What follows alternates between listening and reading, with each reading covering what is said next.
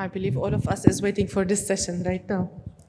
So I would like to introduce our dear colleague and much supporter, Dr. Hala Abu Ghazalah. She is the head of Regulatory Science Africa Middle East Pfizer. Hala have an over 25 years of experience pharmaceutical and healthcare industry and has served leadership roles in regulatory affairs, external affairs, and marketing. She is pharmacist by education, licensed from UAE and Canada. Welcome on board.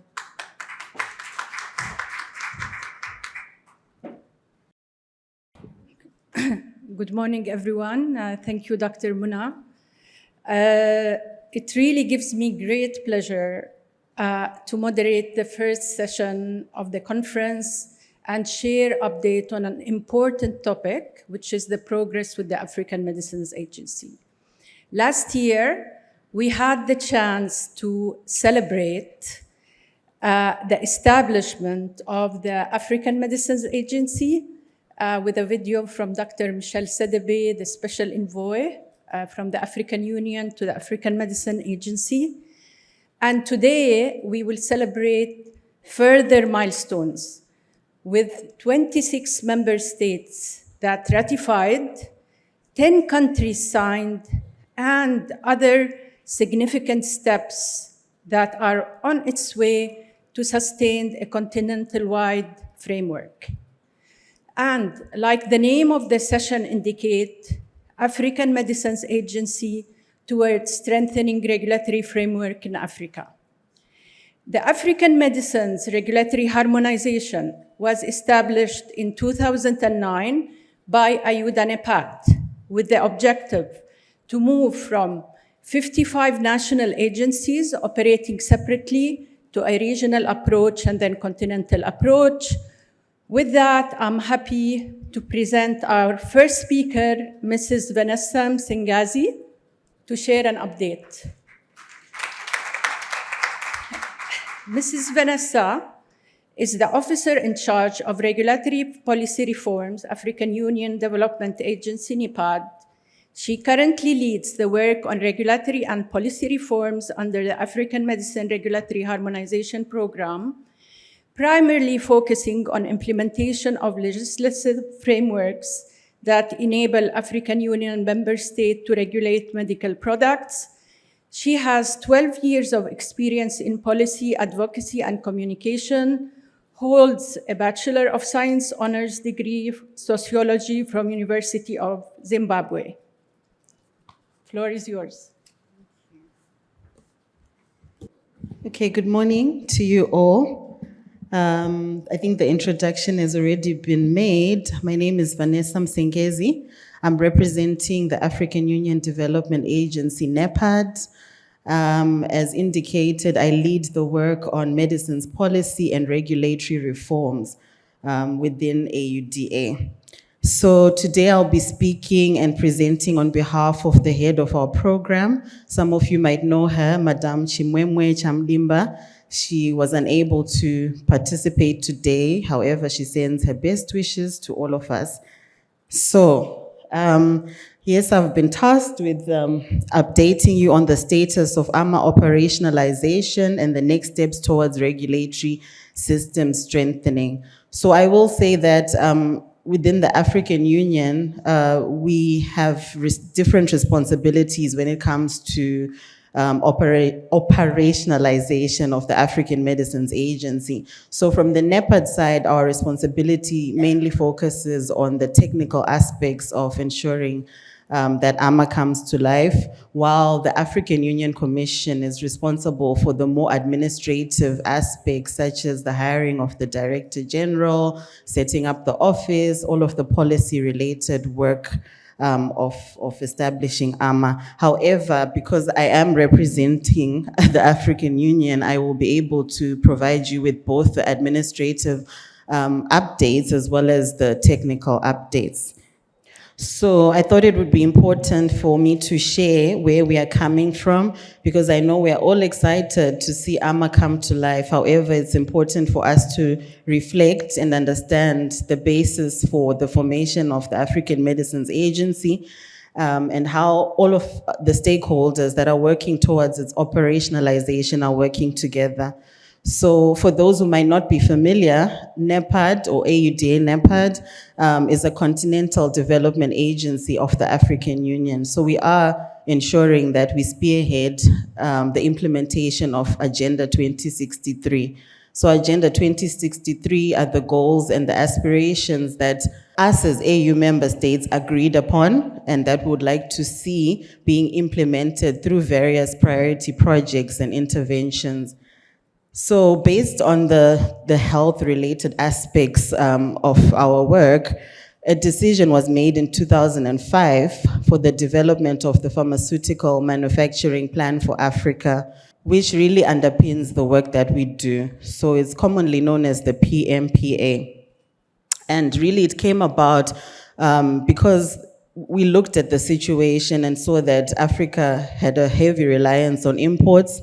Economic growth was quite low and even public health issues were on the rise because we are not even up to now manufacturing our own local medical products to the extent that we should be. So this is what drove the establishment of the PMPA. Then in 2009, it was agreed that we should initiate the AMRH, and this is based on the fact that local manufacturing would really not be a reality without strengthened regulatory systems. And I think the other speakers have already indicated that. We had a lot of fragmentation on the continent in regards to our systems, our standards, our norms. And as such, we decided that we would initiate AMRH to help have a unified and more harmonized approach to regulatory system strengthening. So in 2012, we saw the establishment of the PMPA business plan, and this business plan really offers technical solutions to the challenges that are encountered in the issues to do with local manufacturing. So there are various challenges in terms of just technological know-how, regulatory capacity, research and development, policy issues, etc. So this business plan is intended to offer some technical, practical solutions. So this, again, one of the speakers did allude to that this is really the vision for Africa when it comes to regulatory harmonization. So we want to move away from this more fragmented approach of the 55 countries independently working and doing, having their own mechanisms for regulatory system strengthening, to a more regional based approach where the RECs, the regional economic communities, are actually supporting the member states to enable them to effectively regulate medical products in a more unified approach. And the ultimate vision, of course, is the establishment of the African Medicines Agency. So the AMRH vision, I won't go over this slide too much because I think we're all aware of the challenges that the continent has been facing in terms of whether be it unclear guidelines, very slow registration processes for medical products, just the fragmentation, I think, even within the countries and how we do things, lack of transparency. So the vision of AMRH really is to see that at the end of the day, we have a streamlined mechanism of regulatory system strengthening, as well as ensuring at the end of the day that we have earlier approval of quality assured medical products on the continent. And not only the approval, but also the access, which is a very key issue.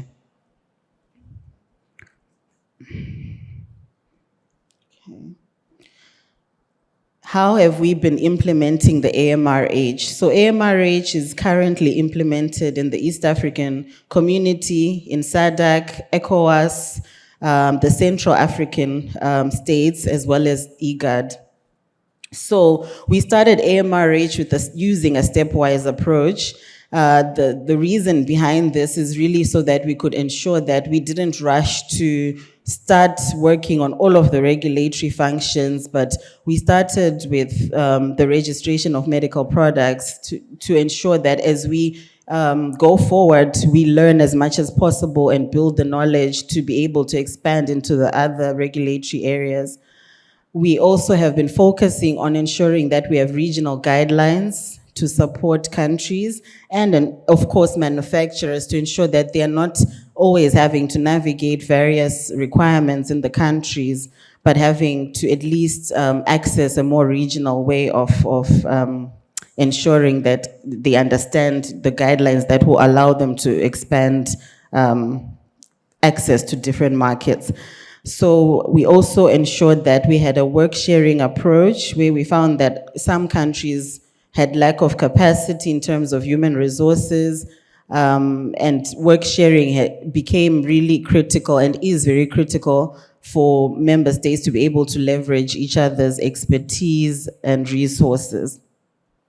We also are supporting countries and regs with reliance mechanisms for ensuring that they can rely on each other with regard to regulatory decisions.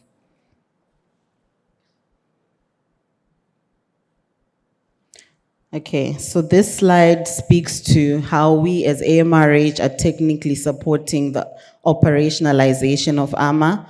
So this slide just shows you the various technical committees that are part of the AMRH governance structure and how they all work together and what they are set out to achieve. So at the moment, we've got 9 active and established technical committees. Technical committee number 5 is the one which is yet to be established, the one on pharmacovigilance and safety, which I think we can all agree, especially looking at the COVID situation, this is critical for us to have a technical committee which looks at the safety of medical products. So the first one is the AVRF, which looks at regulatory oversight of clinical trials and joint reviews of complex products, including vaccines. We have the number 2, the African Medicines Quality Forum. This one focuses on quality controls and market surveillance. We have ABRF, which is the Blood Regulatory Forum. This one looks at the technical oversight on blood and blood products regulation, which I must say has not been very active of late, and we really would like to strengthen this committee with the right expertise and resources. We also have the African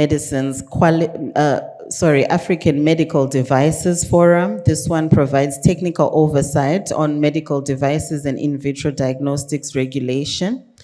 Number 6, we have the Good Manufacturing Practice, which supports the inspection of manufacturing sites. We have the RCD, or Regulatory Capacity Development Committee, which supports capacity building within member states and also coordinates the regional centers of regulatory excellence that we established in 2014.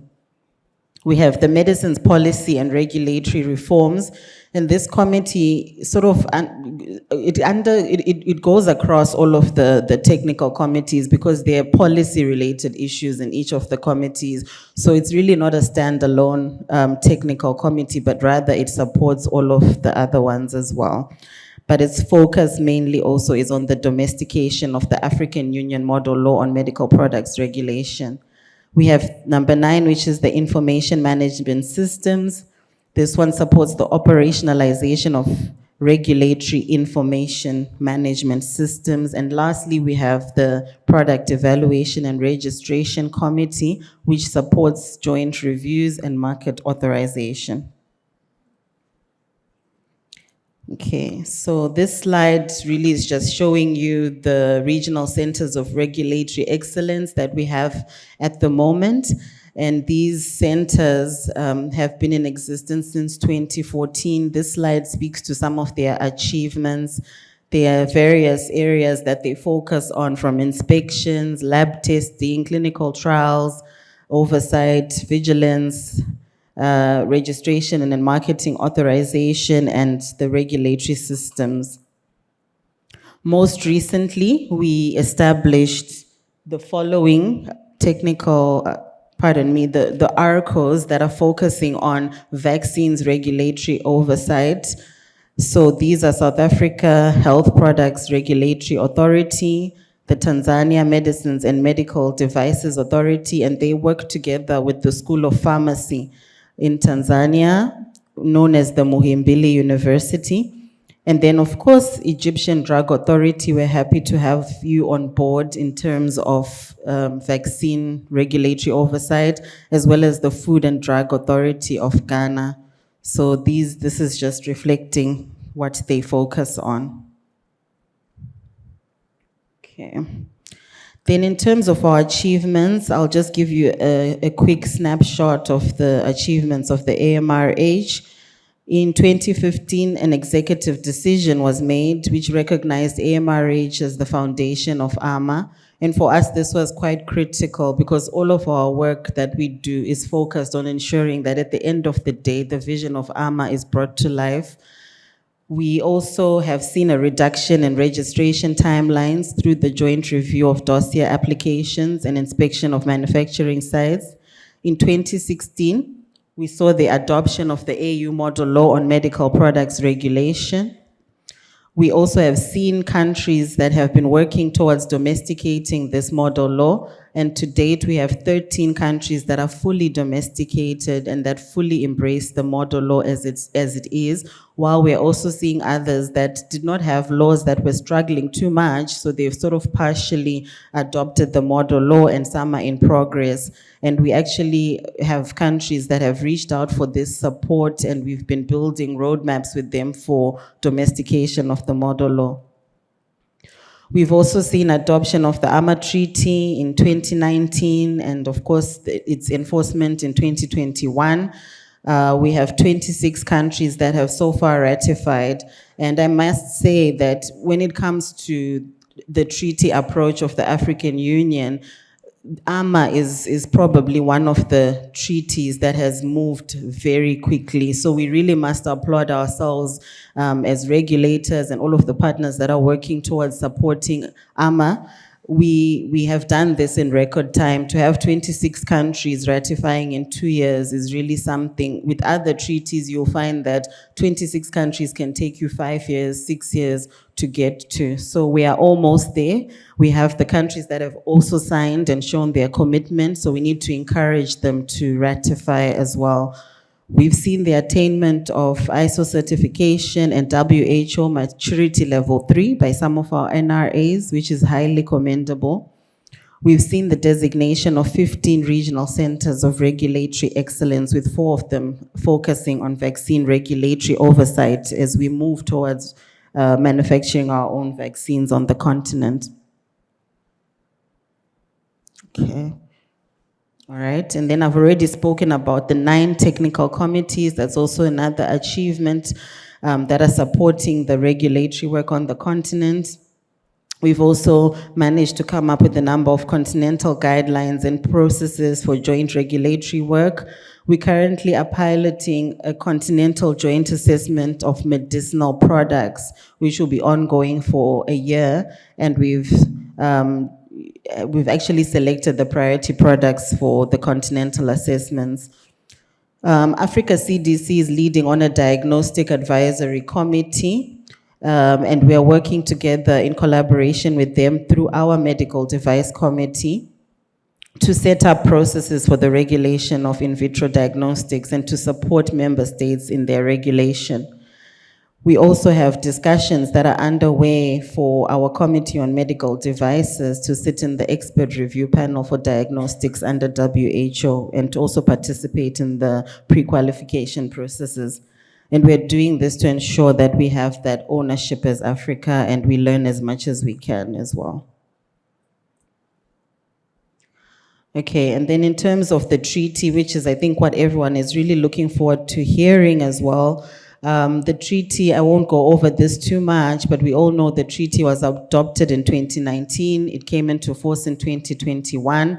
And its major objective is to ensure that member states of the African Union that are party to its treaty and regional economic communities are able to regulate medical products in order to improve access to quality, safe, and efficacious products on the continent. I've already touched on the number of countries that have ratified, which are the 26. And I should just add that we have a number of countries that are very close to ratification, such as Tanzania and South Africa. They are really almost there. Okay.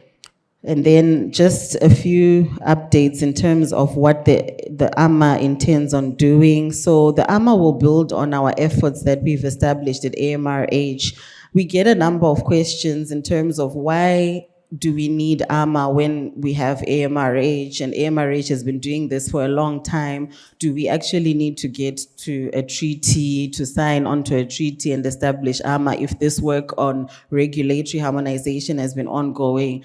And to answer that, AMA is supposed to be a scientific organization with regulatory excellence, which is sustainable, which is sustained. AMRH is a program, and the program comes to an end.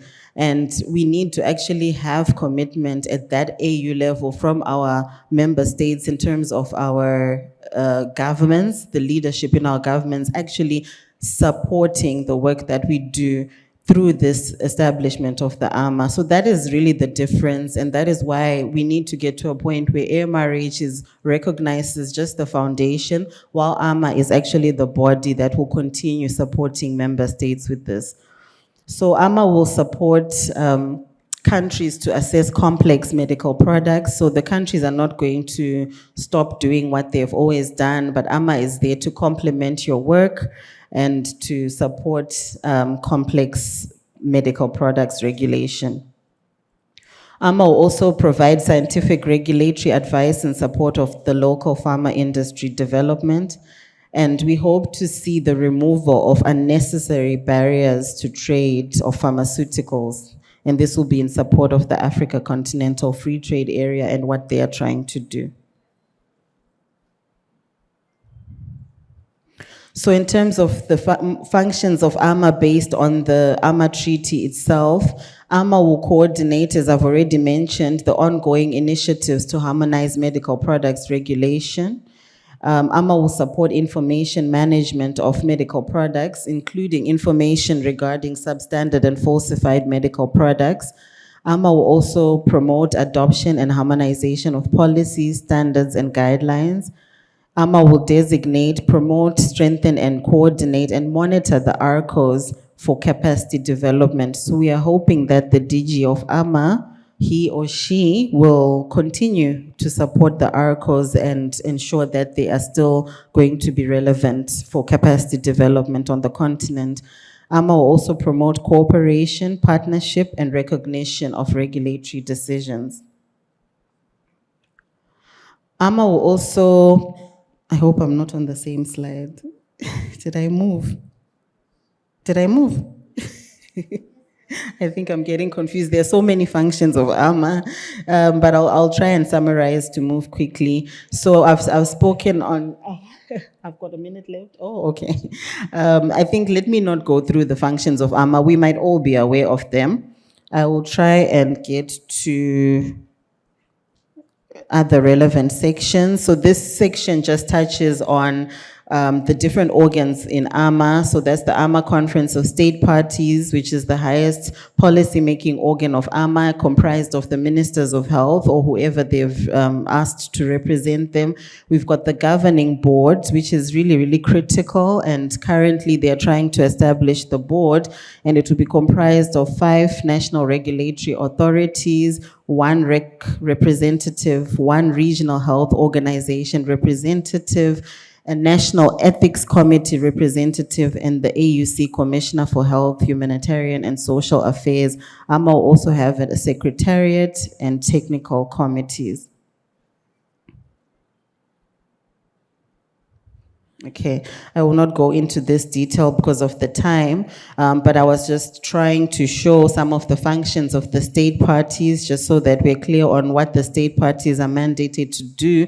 But however, I'll just say that the state parties are very critical in just ensuring that the governing board is managed well and there's a budget. We always do get questions on what are the contributions from member states. This is up to the AMA Conference of State Parties.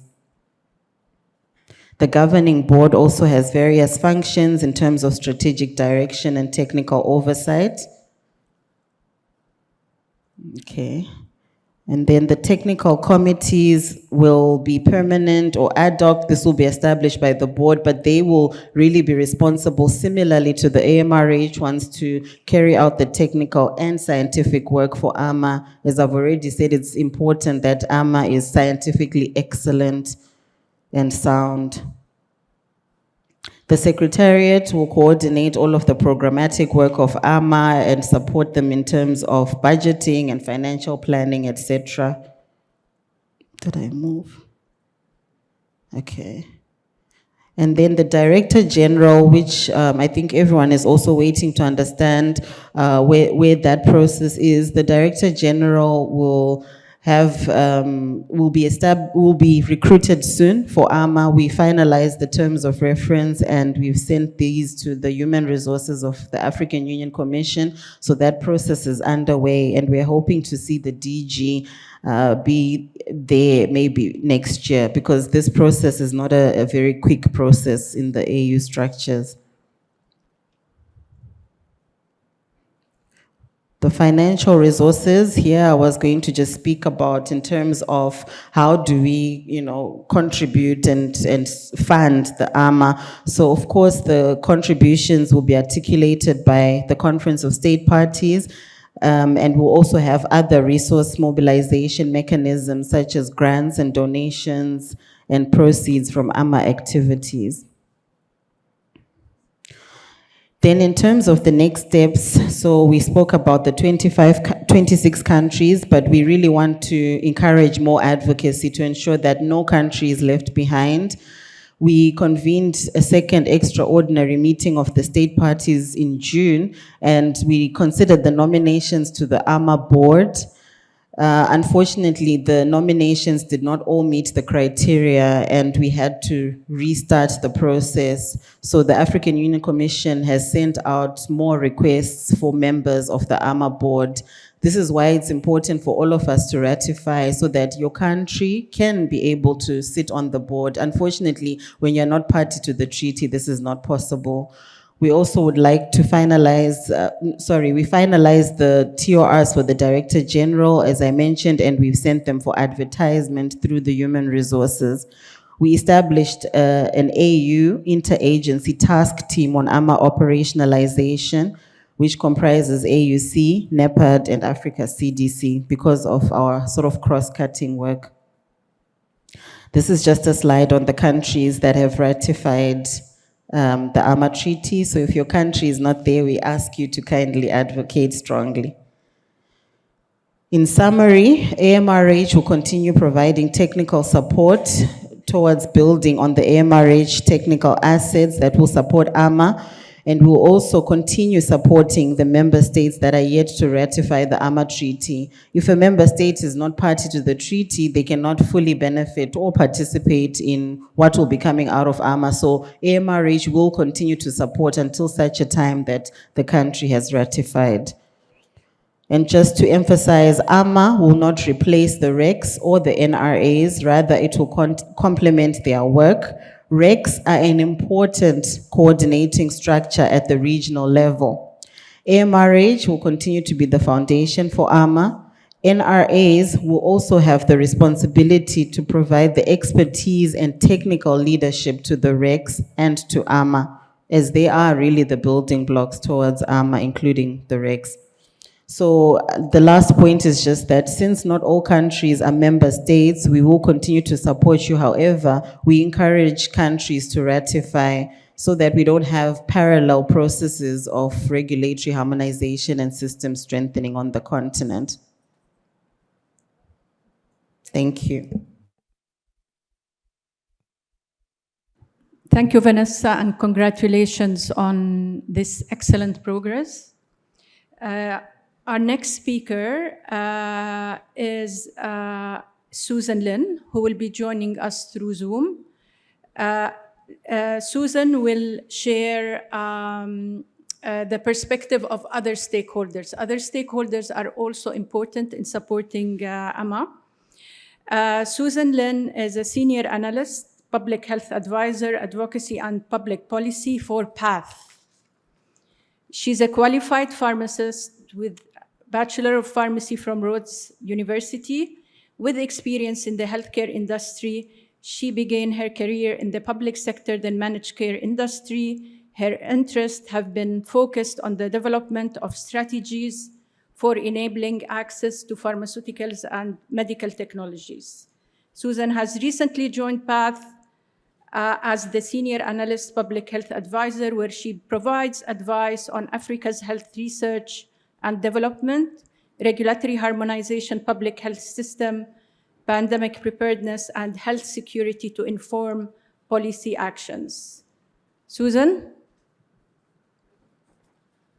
Please, the floor is yours. Yeah. Hi, good day, everybody.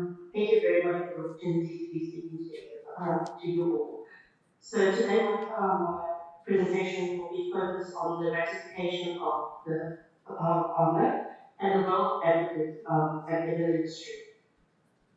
It is really important to understand before we go into the detail of how ratification works, is where did this all start? Vanessa did a very great job in informing everybody in terms of the process.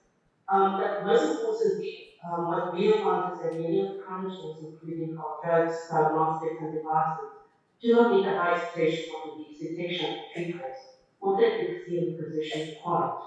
So even if the world has the tools to prevent, diagnose, and treat these diseases, we cannot save lives if they do not reach those in need at the right time and at the right point.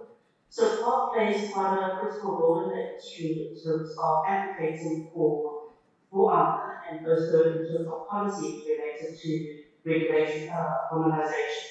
We also do sit on the technical committees with AUDA and NEPAD, and also in terms of technical advisory support to various countries, just to their governments. So I'm not going to go through this in great detail because I think this has been covered by Vanessa earlier. But however, we know that due to the weaknesses that we have found in our regulatory landscape and also in terms of the pathways, there was a need for AUDA.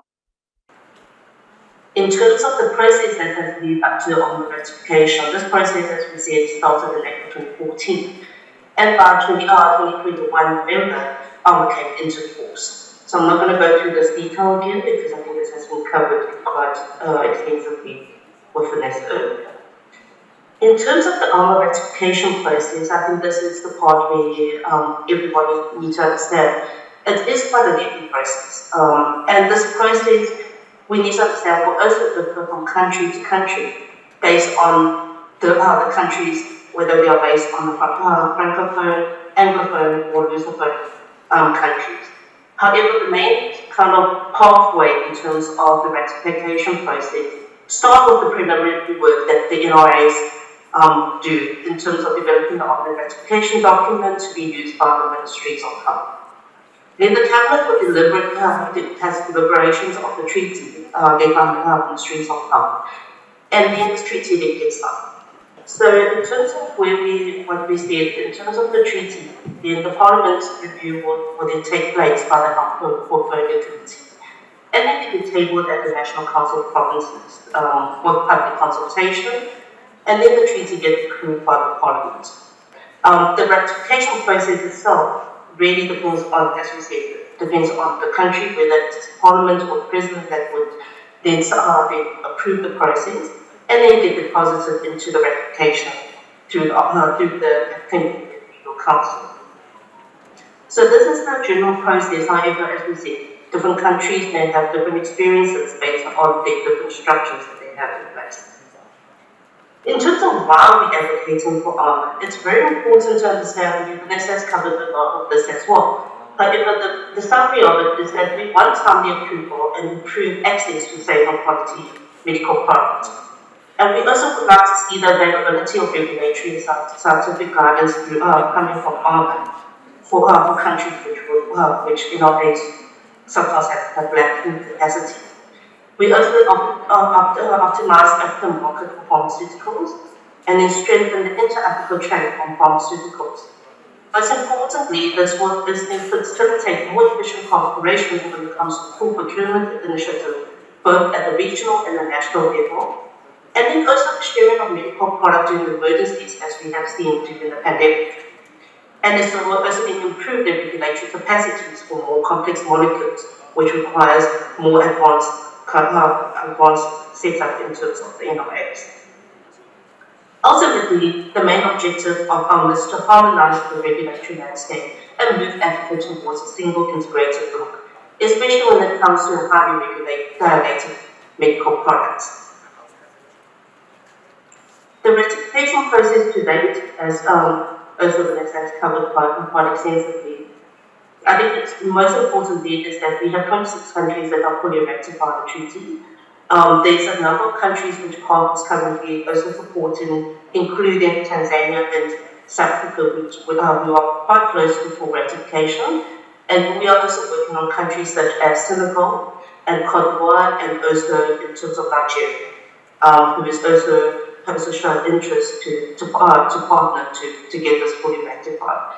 And then the next, of course, our next step is on the operationalization of So I'm not going to dwell too much on this, because I think what we are mostly interested in from the group is what can the industry do, and how can we then influence the ratification process. Industry has a very critical role to play when it's to ensure that the countries begin and complete the process of ratification. But by saying that, we need to understand that there are general advocacy moments that we can focus on. Countries are currently in 3 different states from the 55 member states. There are countries who have signed that they accede to the treaty. There are countries that have ratified and acceded to the deposit. There are also countries that have not yet signed accede to the treaty, which we need to encourage the need to actually sign this treaty. In terms of which decision makers that we can engage from the industry, there are various stakeholders, such as Ministry of Health, because they initiate and follow up on the process until the instrument of ratification of the deposited. We have the Ministry of Justice legal opinion, which we are engaging with to ensure that there is consistency of the treaty with the national law. The Cabinet is to approve the ratification, and then we have Ministries of Foreign Affairs to facilitate an essential process and depositing of the instrument. And then, of course, Parliament will ultimately approve the treaty documents. In terms of how are we able to advocate for AUDA? Also, from an industry, and we don't need to be in position of such a part where we sit on technical committees. The industry itself can actually use regional platforms dialogue to share experiences of other countries at the REC meetings and AU platforms. We can also leverage encouragement opportunities when using existing platforms to build support for AUDA. These platforms will include AU platforms, REC platforms, WHO, non-state active platforms, and national platforms. We can also then create widespread awareness through publications and media engagement to encourage the ratification of AUDA. We can also use media to put pressure for the need on harmonization, which can be done through any levels of the non-state actors. We can also then leverage the power of coalitions to drive the country's narrative on ratification. So where do we see ourselves in terms of the recommendations that we would like to have on potential policy solutions? Firstly, the policy solution itself is to continue support for the country's ratification of the AU model law adoptions. We can also then encourage and support regulatory reliance convergence on the NRAs and regs and at the ARC. Government must also create supportive policies and ensure clear, streamlined, and consistent compliance systems to promote innovation, growth, and sustainability for diagnostic industry. And this can again be done by advocates in the industry from every walk of life and in every part of the industry to encourage the government to do this. We have research and development, where investors and government need to incentivize the research and development in the low middle income countries to promote development of contextual specific products and support translational research capacity by increasing our funding and support local established diagnostics. From the manufacturer side, there is capital investment and knowledge transfer initiatives that is required to support the development of a sustainable manufacturing industry in the local country and to promote the supply and global health security. And then lastly, where we actually are working on quite extensively is on the procurement, because there's no use in producing all these products if we do not have the right avenues to channel in terms of procurement. So a reliable domestic procurement industry must be supported by both the public and private investors to ensure that there's affordable upstream costs, including raw materials, and no downstream procurement cycle timelines. So these are where we think that are potential recommendations that we could all work on as an industry, both from the technical advisory position of our NGOs to the non-state actors, to the industry. I think it is vital that we actually support and advocate for this ratification as soon as possible through those countries who are still in this process. And that is the end of my presentation. Thank you very much. Thank you, Susan, for such an informative session.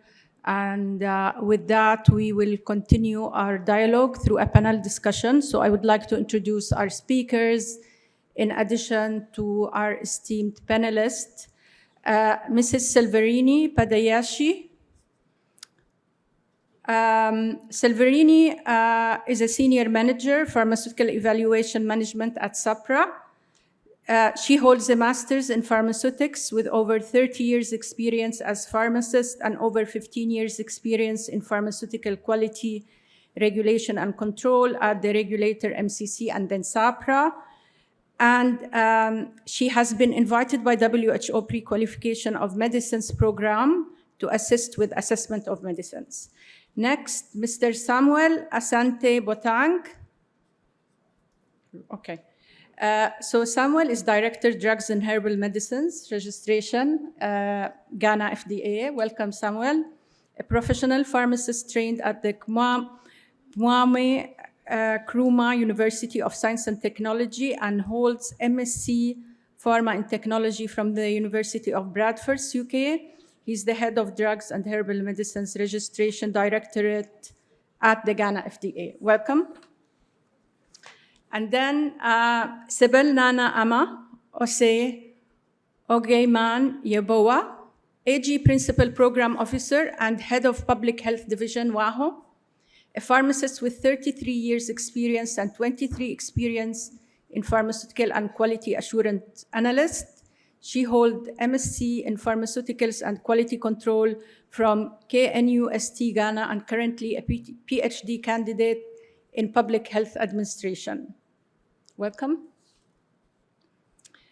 And then Mrs. Marlene Moonsamy.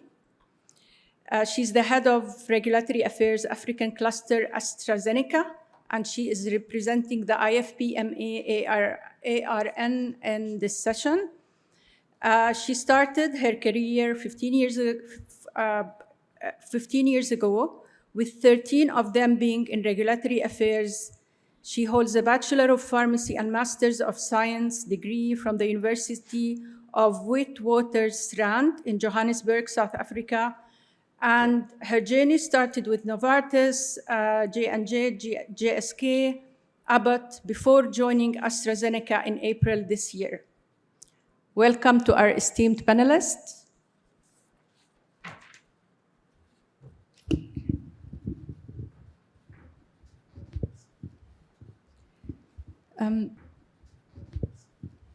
Maybe to begin with, I would like to start with a question to Vanessa. And it's actually a question on probably everyone's mind. The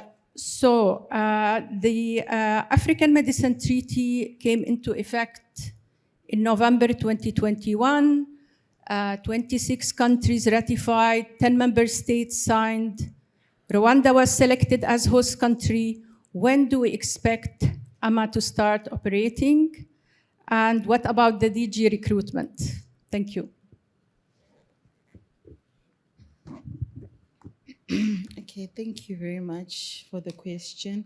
So I did mention in my presentation that recruitment of the AMA DG is now underway. We finalized the terms of reference, which was a very thorough, extensive process, because again, I'll mention that the AMA is supposed to be very scientifically sound, so that goes without saying for the Director General as well. So the terms of reference and the job description were finalized, submitted to the AUC Human Resources, and we're expecting an advert anytime soon. I believe the process of recruitment takes about 9 months for that type of level of seniority within the African Union. In terms of operationalization and establishment, we are already in the process, as we've already indicated. However, it being the day-to-day running of AMA will only come into place once the Director General has been hired. So it's really important, all the work that we're doing in the background, to ensure that by the time he or she is hired, they have somewhere to start from. I think the DG will take on most of the assets that are already there under the AMRH. Thank you. Thank you so much for the information. And then maybe we move to South Africa. So, Silverani, South Africa is playing a pivotal role in the AMRH, in the ARCORS, and the cabinet already approved the AMA Treaty some time ago. When do we expect South Africa to sign and ratify? And what will be the future role of ARCORS, especially in South Africa? Thank you. Thank you for the question, and I think we're all anxious to have the treaty signed. So we are at the penultimate stage. So we did in July already have the Parliamentary Portfolio Committee vote in support of it. It's now with the Provincial Council and we are actually looking at having a discussion with the National Assembly, of which that process, once completed, would then be ready for signing off. So the ratification is at really advanced stages at the National Council of Provinces. And so when that's completed, I'm sure by the next meeting, we would definitely have been on board. In terms of our core status, I think it really has a significant impact. And South Africa has been committed very much to AMA, and we continue to do that. I think our dedication towards it is actually demonstrating our interest in promoting vaccine regulation in the continent. So we will be partnering with various other regulators within the continent. And more especially with vaccine regulation, we feel that we will be able to play a very strong role in ensuring vaccine regulation come to fruition. As you've mentioned, there's 4 at the moment. So what we will be doing is obviously twinning and empowering the region in terms of vaccine regulation. Thanks. Thank you. Thank you. Excellent. Samuel, Ghana achieved ML3, ratified AMA Treaty, and is the AMA Chair of Bureau. How do you see the NRAs, the National Regulatory Authorities, accelerating through their own capabilities and contributing to the effectiveness of AMA? Thank you very much. Issues of AMA has always been the heart of discussions in Ghana. And I must say that the government is actually holding everything possible to ensure that AMA actually succeeds. Ghana believes that whatever happens within the neighboring countries also will affect Ghana.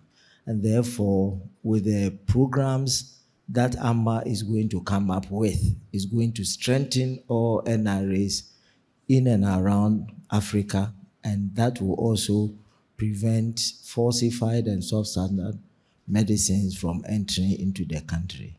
So we have a lot of programs, and at the WAHO or ECOWAS level, we have taken the opportunity to build our capacity. And thanks to donor agencies who have always come to our aid to ensure that our capacity is built to the level that we can ensure and also still act as a center of excellence, regulatory excellence in Africa.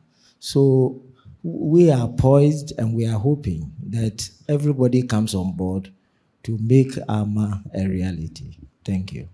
Definitely looking forward to that, of course. Thank you for the input. Sybil, next question to you. Harmonization is one of the key tools that AMA intend to use to accelerate applications review. The regional economic communities and the joint assessment committees like ECOWAS, WAHO, went through this journey with lessons learned.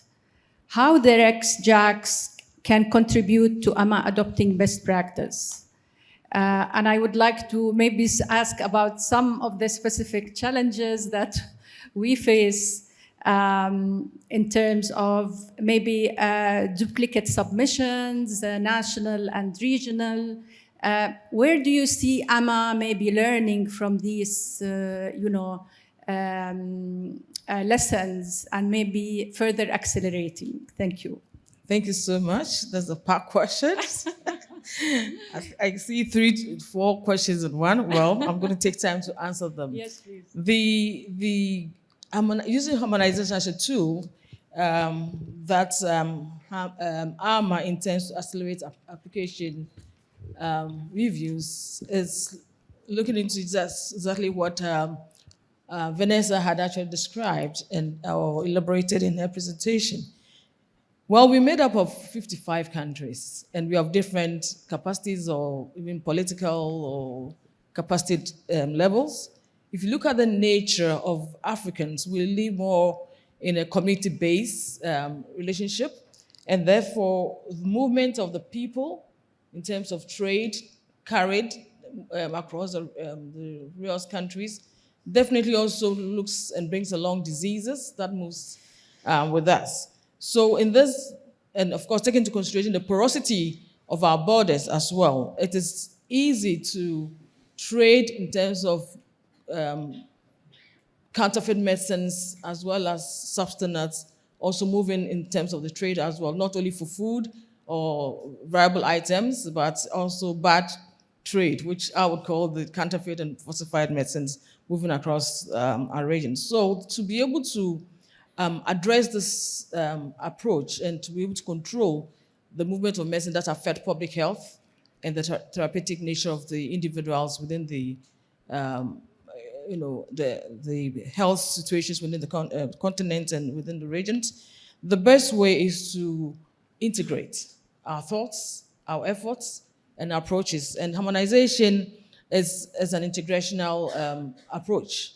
So, and also to be able to maximize resources in terms of human resource and finances, that element of harmonization that African Union vis-a-vis NEPAD, AUDA NEPAD, and growing gradually into what now we call the AMA, is the best way forward.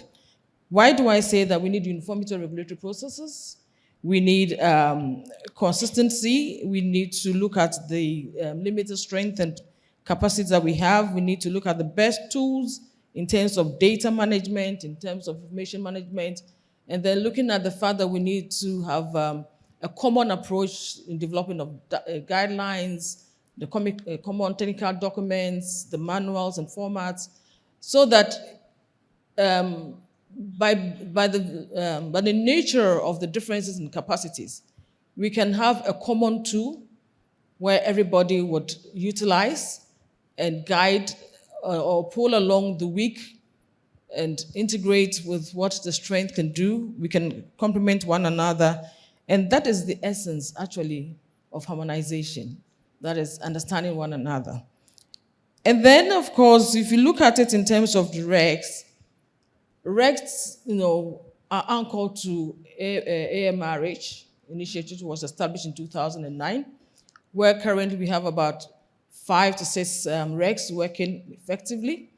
And for we particularly in ECOWAS, we took it strongly. We never joke with what AMRH bathed with, and the fact that in 2009, we're part and parcel of understanding the approach. We took everything strongly.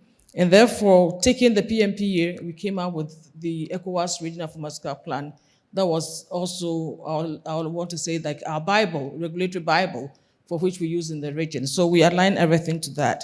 So we established in 2017, actually started 2015, where the West African Medicine Regulatory Harmonization started.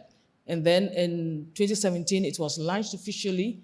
And then we formed the steering committee, the expert working group that Mr. Samuel had made mention. He was the chair of the first registration group. We have the GMPs and all the 10 of them, the expert working groups that are working, effectively. We took the pain to train all the members of the various technical groups to the capacity that would give us actually credible scientific advices, and now it has become of great benefit to AMA. Most of the technical working groups in AMA now, you can see a lot of the expert working groups coming from the region, contributing that expertise in there. And we have actually also worked with a lot of partners, the WHO, World Bank, International Federation of Manufacturers, Bill and Melinda Gates, Medics, and EMA, to ensure that there's good exchange of information. And that also actually has been a strength of AMA in terms of harmonization. The challenges has been that initially the region, which currently is made of 15 member states, we have 5 English, 8 French, and 2 Portuguese countries. There was a French group we normally call the Yeboah, and they also have their own approach. But with a lot of discussions and understanding, in 2014, we were able to merge all our differences and then be able to become one, unified states or group to be able to address the harmonization process. So we started with twinning because the approach in the French and in English were different. Mm-hmm. So we twinned, we mentored each other, they visited each country, and it's to see what is happening and learned, from themselves. And that built a lot of human resource capacities. There was a lot of exchange. It actually improved on confidence and trust among them. So that gradually, with the effort of partners and WAHO, ECOWAS Commission, we're able to actually help some of the regulators to get to the ISO international standard, the ISO 9001, through the quality management systems approach. We're able to get 17025 for the laboratories, and then pushing them through. Now we can proudly say that we have 2 WHO maturity level 3, NMR, which is Ghana and Nigeria, regulates agencies in the region, and some Nigeria laboratories also WHO PQ compliant. So if we look at all the strengths that we have gathered through the areas that we've done, the beauty of it is that your questions are big, so I'm well prepared for you, darling. The beauty of it is that the 50 member states has actually built a lot of confidence and trust. And that is one thing that has helped us. And it's been a lesson. Currently, the expert working group is from Burkina Faso, is French, and is working well. Samuel handed over to a French person, and then is working well within the sub-region, and the other member states are supporting. And then we've also had a lot of reliance and resiliency in the work we do at the moment. So I think that the goal of AMA and ensuring the strength, showing the strength of the regs and the member states is actually being achieved, looking at the fact that we have been able to work in line with what I'll say AUDA NEPAD had planned for the continent. And that also has helped us actually to be able to develop the operational excellence, to be able to mature on the continent in terms of the regulatory landscape, and then also the development of technologies, medical devices, and other areas that the conference looks to, pharmacovigilance and many others. And the most important thing is that for now, we are utilizing our processes from the common paper approach to the electronic CTD, Digitalization, meeting the global request to speed up and then also make our work more transparent, and then also be able to attract more applicants globally into the sub-region. And then we also have been able to align regulatory to procurement. And this is one thing that we're looking at and working seriously with, where the procurement mechanisms has been established. We finished our quality assurance policy framework, and member states are actually looking to it. We are here to validate them. Excellent. So I'll say thank you very much for all that. Thank you. Excellent. Thank you very much. Not forgetting the local manufacturers' efforts. Yes, yes. Just one last question before we end our session to Marlene, representing industry. And we know that industry is a key stakeholder, and IFPMA has been really supportive of AMA setup and addressing key areas. So can you, in few words, just give us some updates on that? Thank you. Sure. Thank you, Dr. Hala. So IFPMA and their members strongly supports regulatory system strengthening in Africa for more consistency and predictability in ensuring access to safe and efficacious and quality medicines and vaccines. So just by its partnership with AMRH as well, IFPMA contributes to regulatory reforms at country level, regional level, as well as continental levels to ensure that regulatory systems are aligned with global standards. Okay, so IFPMA also shares knowledge, best practice experiences on key regulatory priorities, such as regulatory reliance, system strengthening, good manufacturing practices, certificate of pharmaceutical product, post-approval changes, as well as product samples. They also participate in various pilot projects to promote the implementation of innovative systems to build experience and trust across the NRAs. We also definitely support AMA in ensuring that all stakeholders will benefit. We know that AMA will expand and that it will accelerate access to new and effective medicines through harmonized regulatory requirements. Okay, we know that also that the regulatory requirements will lead to accelerated and simplified review timelines, and will continue to build regulatory capability and capacity through education and collaboration. I just want to maybe just finalize my comment by saying that we want to call upon all countries to ratify the AMA Treaty for the swift operationalization of the agency and for efficient implementation of the continental regulatory systems in order to facilitate faster access and to then benefit patients, regulators, industry, and the African healthcare system as a whole. Thank you. Excellent. Thank you very much. Do we take questions, Madre, or that's it? Okay, time is up. Thanks, everyone, and thanks to our esteemed speakers and panelists for a very valuable and informative session. Thanks, everyone.